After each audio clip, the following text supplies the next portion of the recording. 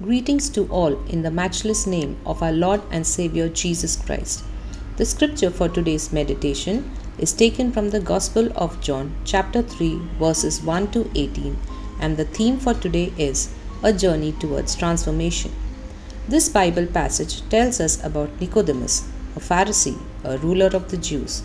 Nicodemus went to meet Jesus at night. Why? Probably because he was afraid to be seen with him in the day, or he may have wanted to have a long talk with Jesus, which would have been difficult in the daytime with the crowds around Jesus. When Nicodemus met Jesus, he said that he believed Jesus came from God as a teacher. He believed this because no one could do miracles Jesus was doing unless God was with him. To Nicodemus's initial statement, Jesus responded, as recorded in verse 3, that unless one is born again, he cannot see the kingdom of God. Jesus was probably probing into something deeper. We must remember that Jesus was speaking to Nicodemus, who was well versed with the Jewish laws and practiced all the religious traditions.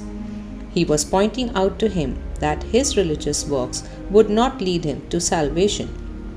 Jesus further explained to him that the kingdom of God was open only for those born of the Spirit who look in faith to Christ.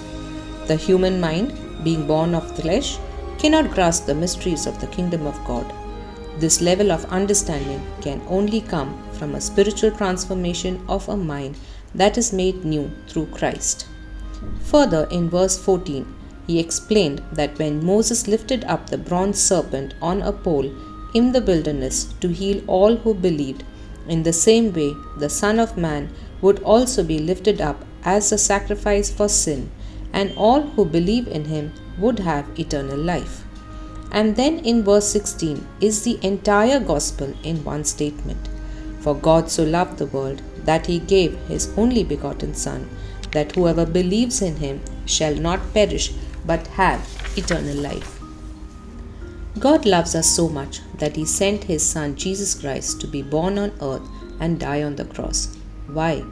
We are all sinners, as said in Romans chapter 3 verse 23, and the Bible says in Romans chapter 6 verse 23, the consequences of sin is death and eternal separation from God. There is nothing we can do to make us good enough, but God made a way. Christ lived a perfect, blameless life and provided the perfect sacrifice for our sins.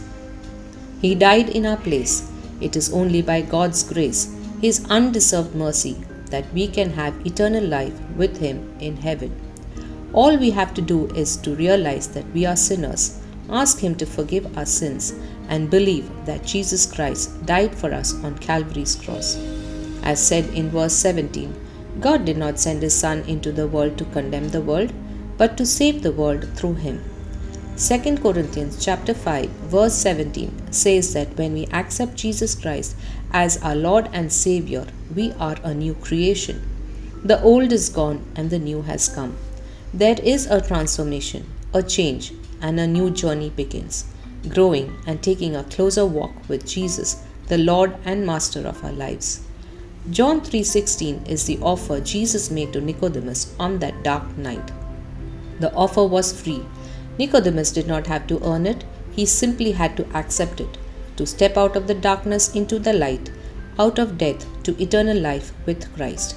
Further in the Gospel of John, chapter 7, verses 50 and 51, and chapter 19, verse 39, we can see the change this conversation between Nicodemus and Jesus brought about in his life. We know that Christ revealed a beautiful picture of love and grace.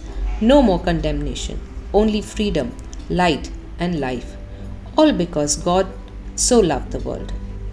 2020 has been a difficult year for all of us, yet a year where we got ample opportunities to take a closer walk with God.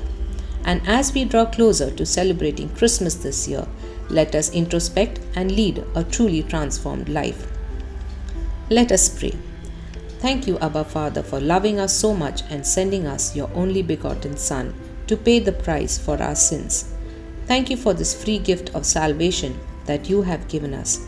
We thank you, we praise you, and worship you For you and only you are worthy of all glory, honor, and praise. We commit ourselves into your hands as we celebrate this Advent season.